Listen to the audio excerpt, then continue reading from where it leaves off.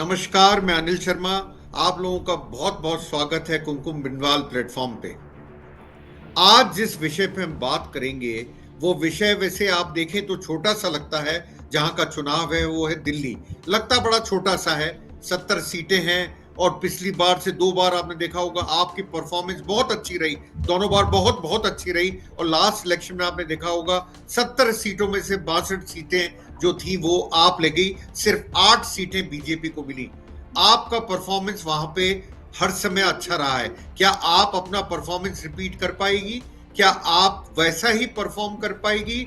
आज इसी पे चर्चा करने के लिए हमारे साथ जुड़ चुके हैं, मैं मानता हूं जिनको सीनियर जर्नलिस्ट भी हैं, वरिष्ठ पत्रकार भी हैं, राजनीतिक विश्लेषक या पॉलिटिकल एनालिस्ट भी हैं, कई अखबारों में काम करा है जिन्होंने, आप देखिए, राष्ट्रीय सहारा से पॉलिटिकल एंड बिजनेस डेली और हिंदुस्तान टाइम्स और दिल्ली की नस नस से मैं बोलूं तो वो वाकिफ है दिल्ली की पॉलिटिकल सर्कल्स में, क्योंकि उन्होंने पार्लियामेंट भी कवर करी है, साथ में दिल्ली में रहते हैं, दिल्ली की जानकारी काफी रखते हैं।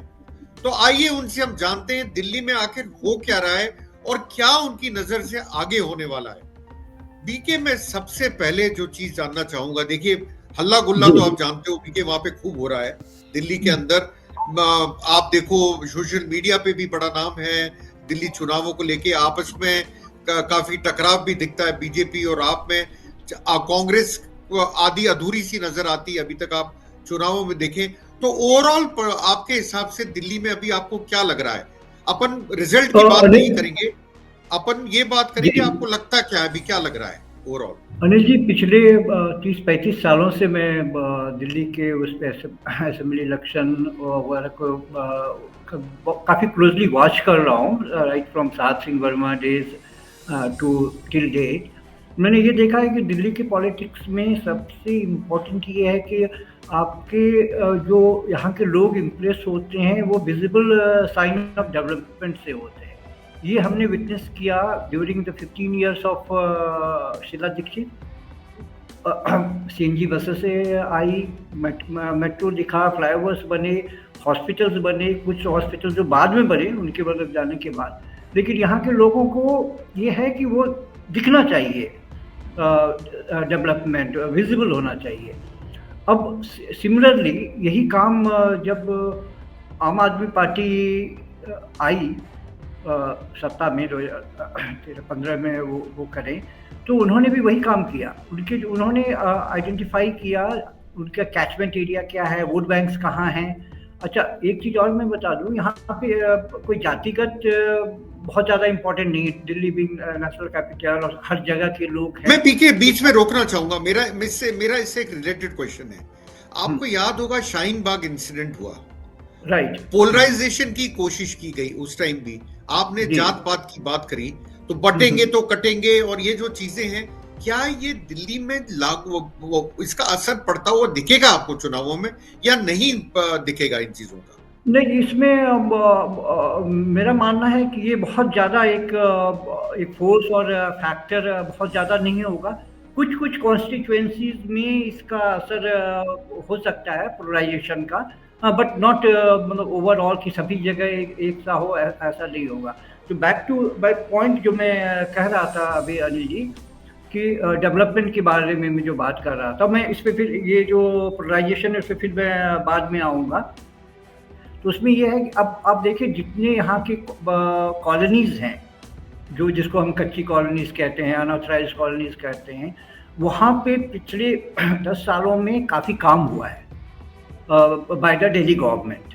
और वो चाहे वो सीवर हो, चाहे वो मतलब वाटर सप्लाई का हो, काफ़ी मतलब जो इवन अनऑथराइज्ड कॉलोनी क्या, इवन द्वारका जैसे कॉलोनीज में वाटर सप्लाई लोगों ने बरसों मतलब झेला। ऐसा लग रहा था कि वाटर के लिए राइट्स हो जाएंगे, टैंकर से पानी आना, टैंकर माफिया का वो होना, वो सब चीज़ें लोगों के दिलो दिमाग में आज भी बैठी हुई हैं कि ड्यूरिंग सात Singh Verma government, Sushma Swaraj and later on 15 साल शीला दीक्षित के भी कुछ प्रॉब्लम्स जो थी, जो मतलब लोगों को ग्रासरूट लेवल पे टच कर रही थी, वो रिजॉल्व नहीं हुई।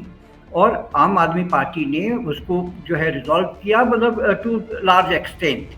और और अब मैं आता हूँ उस पे, आप जो कम्युनल पोलराइजेशन की जो बात कर रहे हैं, वो कुछ कॉन्स्टिट्यूएंसीज हैं जहाँ पे बीजेपी चाहती है कि पोलराइजेशन हो और वहाँ पे वो उस पर अपनी जो पेनिट्रेशन कर पाए।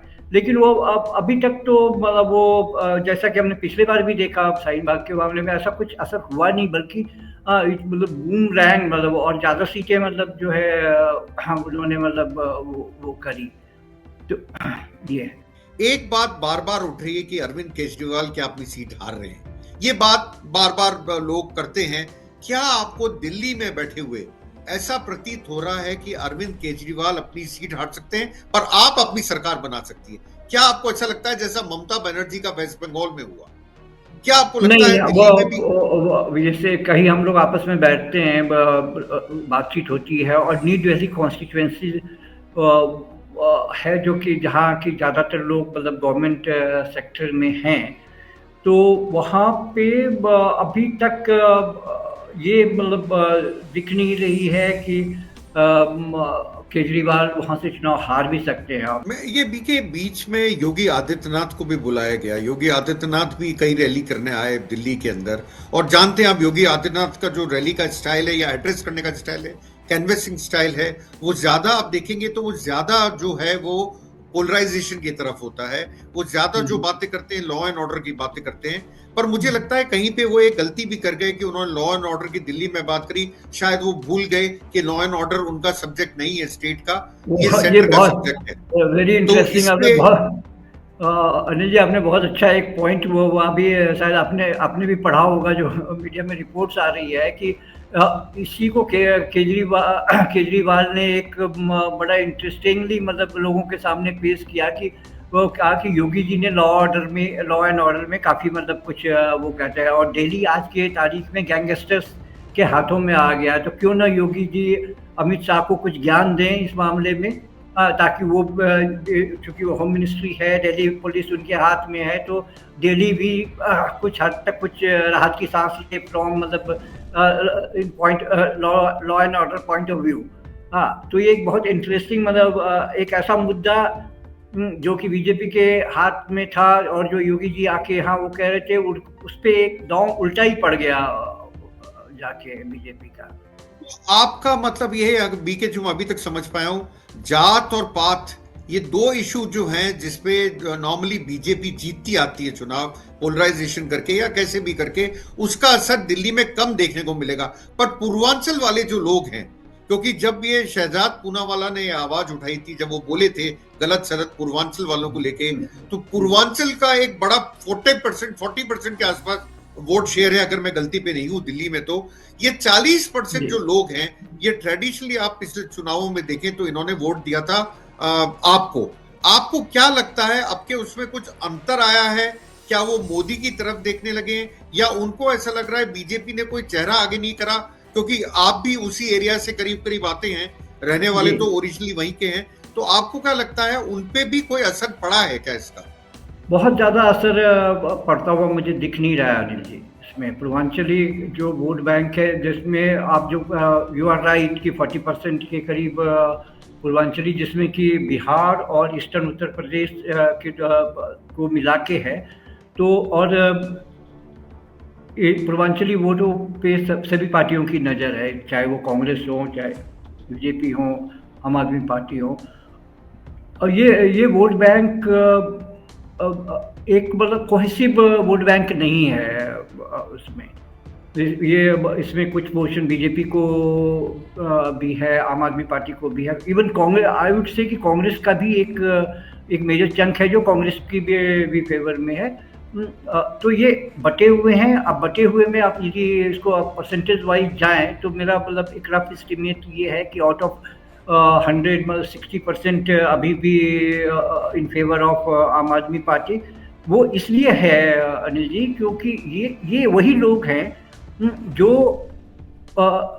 जो मेजर जो कैचमेंट एरिया में कह रहा था कि वोट बैंक का वो है, अनऑथराइज्ड कॉलोनीज में लोअर मिडिल क्लास, जिनको कि अब जो कि फ्री बीज से ज़्यादा इम्प्रेस होते हैं, जिनको बिजली सब्सिडाइज मिल जाती की है, फ्री मिल रही है, जो लेडीज़ हैं जो बसों में फ्री ट्रैवल कर सकते हैं, क्योंकि ये जो पूर्वांचली वो हैं वो मिडिल क्लास और लोअर मिडिल क्लास ही मेजर चंक है। तो इस वजह से जो है ये वोट बैंक 60% उनका है, फिर 30% आप मान के चल सकते हैं या बाकी डिवाइड कर सकते हैं बीजेपी और कांग्रेस में। तो बीजेपी में वो लोग हैं जो ट्रेडिशनली वो चाहे वो कमल का फूल हो, मतलब तो से वो देंगे इरिस्पेक्टिव ऑफ कौन कैंडिडेट है नहीं है, उनसे उनको कोई लेना देना। They are hardcore supporter of BJP. अच्छा, मैं अगर ये समझूं तो पूर्वांचलियों का भी जो ज्यादा तबका है वो वोट देना पसंद करेगा आपको, क्योंकि उनको वहां पे फ्रीवीज मिल रही हैं। इसका मतलब सीधा सा मतलब है, जो अगर मैं आपका मैनिफेस्टो पे भी आपसे बात करूं, मैं जानता हूं अभी टाइम नहीं हुआ, अभी अभी मैनिफेस्टो उन्होंने रिलीज करा है, पर अगर मैनिफेस्टो में चंद मिनट हुए, आप पूरा पढ़ भी नहीं पाए होंगे उसको। उन्होंने 15 वायदे करे, अगर आप उसको पढ़ने की कोशिश भी करें तो वो 2100 रुपए की बात करें, जैसे लाडली बहना योजना कई जगह चल रही है, बीजेपी कहती है उसके दम पे हम कई जगह चुनाव जीत रहे हैं। 2500 रुपए की बीजेपी ने बात करी, इन्होंने 2100 रुपए की बात करी। तो आपको क्या लगता है 2100 या 2500, क्या जनता ये भी देखती है चुनावों में हमें पैसा ज्यादा दे रहे हैं, या ये देखते हैं डिलीवर कौन कर पा रहा है? नहीं, यू आर राइट, इसमें ये डिलीवरी पॉइंट ऑफ व्यू है, क्योंकि लोगों को ये समझ में आ गया है कि ये चुनावी पीरियड है और इसमें वादे किए जाएंगे, और जो वो प्रोमिसेस हैं जो जो कैन पार्शली मीट होगा और हो सकता है ना भी हो, but people understand this things very clearly. तो अब ये है ना, देखो अभी पहले ये होता था कि बीजेपी वो हमेशा ये कहती थी कि जो है they are not in favour of freebies. हाँ, लेकिन जब झारखंड में हुआ तो जब वहाँ मैया मतलब रेवड़ियों के, हिंदी में कर दूं दर्शकों के लिए, हाँ, तो वो रेवड़ियों भी के अगेंस्ट में थे, रेवड़ियों के अगेंस्ट में थी थे, बीजेपी। लेकिन अभी अभी झारखंड में भी, अब रिसेंटली झारखंड में भी हमने देखा कि वो वहाँ मैया स्कीम लेके सोरेन गवर्नमेंट आई, तो इन्होंने गोगो दीदी को वो का प्रॉमिस किया, वो हुआ नहीं।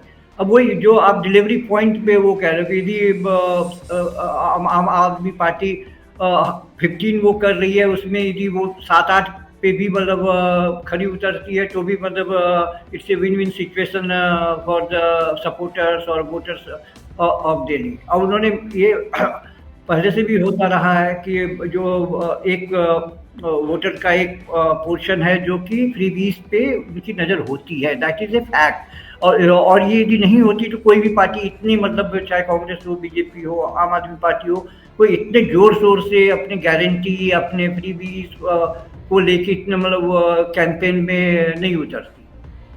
तो आपका मानना ये हुआ, अगर मैं इस पूरे अभी तक जो बातचीत आपसे मेरी हुई उसको जो समझा हूं, मतलब ये है कि पोलराइजेशन से भी ज्यादा असर जो होता है वो फ्रीबीज का होता है जनता के बीच में। इसका मतलब वो हिंदू हिंदू मुस्लिम का इम्पैक्ट तो होता है, पर कुछ कॉन्स्टिट्यूंसीज में होता होगा, बाकी कॉन्स्टिट्यूंट मेजर के अंदर, दिल्ली के अंदर अंतर नहीं पड़ता। और शायद इसीलिए शाहीन बाग के बाद जब चुनाव हुआ तो आप 62 सीटें लेके आ गई उसके बाद में भी, जबकि उसको बीजेपी ने भुनाने की बहुत कोशिश करी थी। ये आपका अभी तक का सार है। अब मेरा जो, हाँ आप बताएं प्लीज। मैं कह रहा हूँ सर, उसमें अनिल जी कुछ कॉन्स्टिट्यूंसीज में ना एक मतलब एक अजीबोगरीब सी स्थिति है, और वोटर्स जो उनको दे आर मतलब लाइक वेरी कंफ्यूज्ड। लाइक मैं बता रहा हूँ, एक कॉन्स्टिट्यूंसी है जिसमें मैं भी बिलोंग करता हूँ, ये है साउथ वेस्ट दिल्ली की बिजवासन कॉन्स्टिट्यूंसी। वहाँ बड़ा इंटरेस्टिंग वो एक वो है कि वहाँ जो आम आदमी पार्टी का कैंडिडेट है, वो पुष्पेंद्र भारद्वाज के नाम से है, वो आम आदमी पार्टी का है, उनकी वाइफ वहाँ की काउंसिलर हैं आम आदमी पार्टी से। अब वहाँ जो नेक्स्ट जो बीजेपी का पहले कैंडिडेट ट्रेडिशनली हुआ करते थे सत्यप्रकाश राणा, उनको बीजेपी ने टिकट काटा, और आम आदमी पार्टी से आए हुए कैलाश गहलोत जो मिनिस्टर भी थे, जो उन्होंने वो पार्टी छोड़ के फिर बीजेपी रिसेंटली ज्वाइन करी थी, वो मिनिस्टर थे अभी, वो बीजेपी से कैंडिडेट है, he belongs to Jat community. And third, एक पहले आम आदमी पार्टी से 2015 में एमएलए थे कर्नल देवेंद्र शेरावत, वो कांग्रेस से है। अब यही मैं सब जगह कहता हूँ कि यहाँ पे तो घुमा फिरा के सारे तीनों का चाहे बैकग्राउंड वो कहें या जो भी कहें, वो तीनों आम आदमी पार्टी से जुड़े हुए ही लोग हैं। तो यहाँ पे मैं ये पॉइंट ड्राइव करना चाहता हूँ कि बहुत सारे कॉन्स्टिट्यूएंसीज में बीजेपी ने कुछ ऐसी गलतियाँ की हैं जिसका खामियाजा उनको चुनाव परिणामों में भुगतना पड़ेगा। वो कैंडिडेट मेरा पॉइंट है कैंडिडेट के सिलेक्शन से, कि उन्होंने अपने एक ऐसे एक्स एमएलए जो 2 टेन्योर मतलब रह चुके हैं एमएलए, उनको छोड़ के एक दूसरी पार्टी से आए हुए कैंडिडेट को टिकट दिया। तो इस तरह की चीज़ें कई कॉन्स्टिट्यूएंसीज में हुई हैं, तो उसका असर चुनाव पे पड़ता हुआ मुझे नज़र आ रहा है। ओवरऑल यदि अभी ये तो चुनावी नतीजे तो बात की बात है, लेकिन जो मुझे एक पिक्चर दिखाई दे रही है वो ये है कि आम आदमी पार्टी वो बढ़त में है, फॉलोड बाय बीजेपी, और इस बार लग रहा है कि कांग्रेस शायद खाता खोल ले, जो पिछली बार वो उससे नहीं हो पाया था। मैं आपसे इसी पे क्वेश्चन पूछना चाहता हूं। कांग्रेस देर से आई मैदान में, पर एकदम आई और एकदम गायब हुई। राहुल गांधी ने कुछ रैलियां, एक रैली करी या 2 रैली जो भी करी, उन्होंने थोड़ा चक्कर भी काटा, नाला भी दिखाया, उनका जो आईएनसी का जो प्लेटफॉर्म है उसके ऊपर, उसका आप जो राहुल गांधी रैली इसमें आए और आकर एकदम से मुझे लग रहा है जैसे पीछे से हट गए, इसका असर पड़ता हुआ दिख रहा है कभी क्या आपको कि राहुल गांधी की प्रेजेंस जरूरी है ग्राउंड पे, तभी कांग्रेस एक होगी? देखिए 2 कैंडिडेट्स बड़े टॉप के हैं जो चुनाव लड़ रहे हैं कांग्रेस के, एक है अलका लांबा, एक है संदीप दीक्षित। इन दोनों की कॉन्स्टिट्यूएंसीज आप जानते हो कि एक जगह शायद केजरीवाल इनके अगेंस्ट में और एक के अगेंस्ट में मैं नाम भूल रहा हूं, तो दोनों के अगेंस्ट में स्ट्रॉन्ग कैंडिडेट्स हैं जहां चुनाव लड़ रहे हैं। तो आपको क्या लगता है कांग्रेस भी आपके कुछ वोट, क्योंकि पिछली बार का आप देखें चुनाव तो 4.5 पौने 5% वोट शेयर था कांग्रेस का, तो आपको क्या कांग्रेस का वोट शेयर बढ़ता हुआ दिख रहा है? और अगर दिख रहा है तो वो किसको काट रहा है? वो आपको काट रहा है या बीजेपी को काट रहा है? अब यदि मैं पीछे उसमें जाऊं, जाके जिस अभी कॉन्स्टिट्यूएंसी का मैं अभी एग्जांपल दे रहा था, तो वहीं से एक क्लियर पिक्चर एक नज़र आएगी कि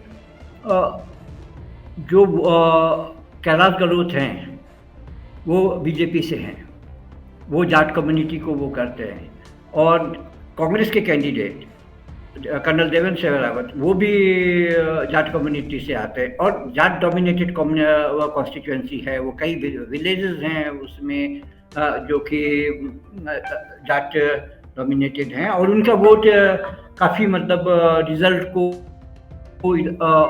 इधर उधर करने में वो होता है। तो यदि आप मान के चलें कि अब ये जो कांग्रेस के कैंडिडेट ने यदि अच्छा खासा वोट अपने झोली में कर लिया, तो ऑब्वियसली उसका फ़ायदा सीधा आम आदमी पार्टी को हो रहा है, वो बहुत आसानी से ही कैन मेक इट। इस तरह की ये अक्रॉस दिल्ली अपने को, और अक्रॉस दिल्ली की बात करें तो इसमें यदि कांग्रेस इम्प्रूव करती है तो कई सीटों पे आम आदमी पार्टी को नुकसान हो सकता है।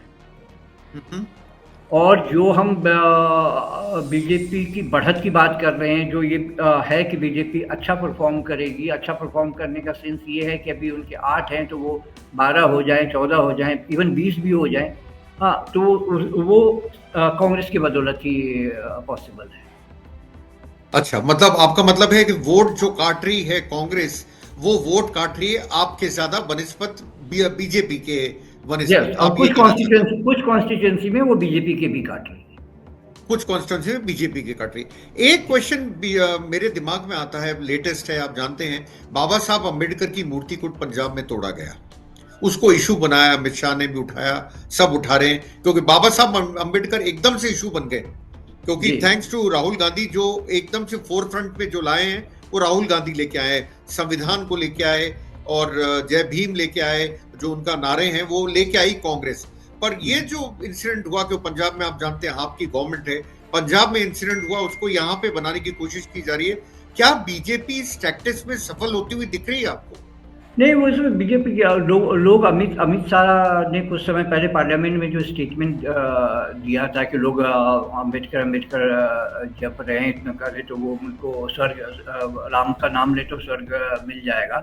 तो वो लोग वो स्टेटमेंट अभी भी याद है लोगों को, वो भूले नहीं है। तो अब भी उनको इसमें मुझे लगता है कि लोग बीजेपी के अभी जो यहाँ दिल्ली में मुद्दा उठा रहे हैं, हाँ, उसका कोई असर पड़ेगा। और जो एक चीज़ बता दूँ यहाँ पे, दिल्ली में जो दलित हैं, हाँ, वो एक vote bank Bahujan Samajwadi party का हुआ करता था, और आज भी सर्टेन परसेंटेज जो है उस पे है। तो वो डिसाइड करें जहाँ उनके कैंडिडेट हैं वहाँ पे, तो वो उसके लिए जाएंगे, और जहाँ पे नहीं मैं है बीच में रोकना चाहूंगा, बीके एक मिनट बीच में रोकना चाहूंगा। मैं आपसे ये क्वेश्चन पूछना चाह रहा था, बीएसपी और ओवैसी, बीएसपी तो 70 सीटों पे लड़ रही है, ओवैसी की पार्टी 10 या 12 सीटों पे लड़ रही है। क्या ये लोग भी इस तरह से हैं कि ये सीटें जीत सकते, क्या वोट काट सकते हैं पार्टियों के? आपको ऐसा लगता है बीएसपी और ये ओवैसी को मतलब नहीं, ये ना तो ये वोट काटने के पोजीशन में है, और कोई किसी भी तरह से इम्पैक्ट रिजल्ट में डालेंगे, क्योंकि जो फाइट है वो कहीं कहीं ट्रायंगुलर है, और ज़्यादातर सीटों पे वो डायरेक्ट फाइट है। जहाँ पे कांग्रेस ने सीनियर लीडर्स को उतारा है, वहाँ पे कॉन्टेस्ट हम मान के चलते हैं ट्रायंगुलर है। और बाकी जगहों पे it's direct between BJP and आम आदमी पार्टी।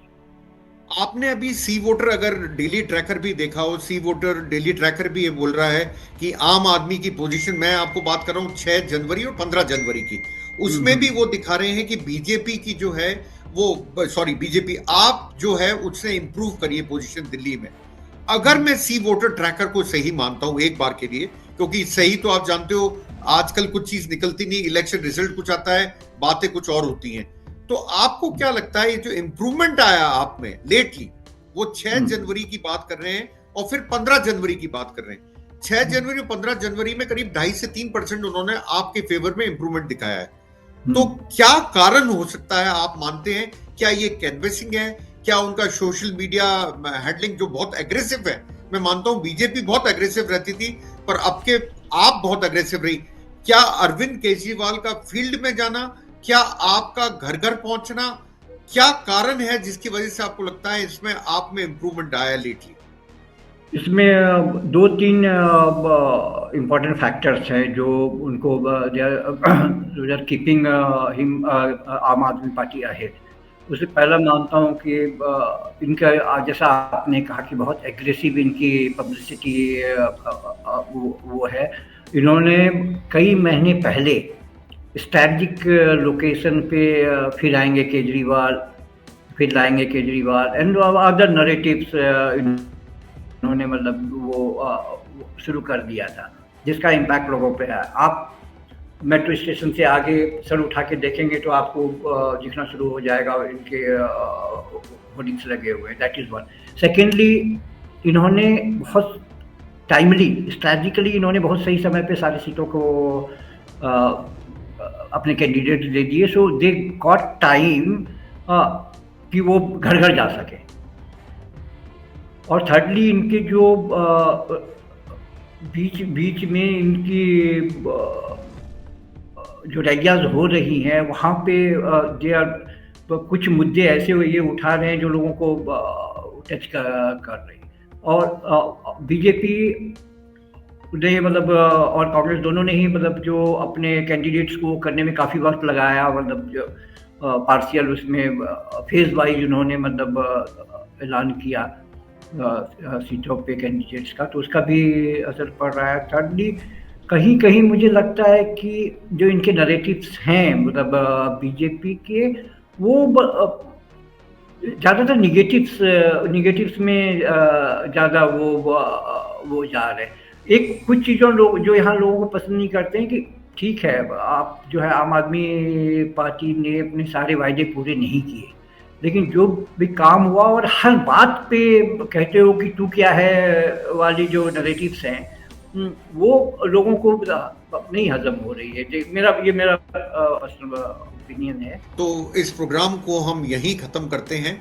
और मैं ये बोलना चाहूंगा, जो बीके झा बता रहे थे, मैं जो पुराने जर्नलिस्ट हैं वहां के, जो हमें समझाने की कोशिश कर रहे थे, जो सार निकल के आया वो ये आया, उनको एज लगती है आपको बीजेपी के बनस्पत, जो कि एक तरह से सी वोटर सर्वे भी बोल रहा है। और साथ में वो ये भी कह रहे हैं कि अरविंद केजरीवाल को उनको फंसी हुई सीट नहीं लगती, उनको लगता है कि अरविंद केजरीवाल सीट निकाल सकते हैं नई दिल्ली से।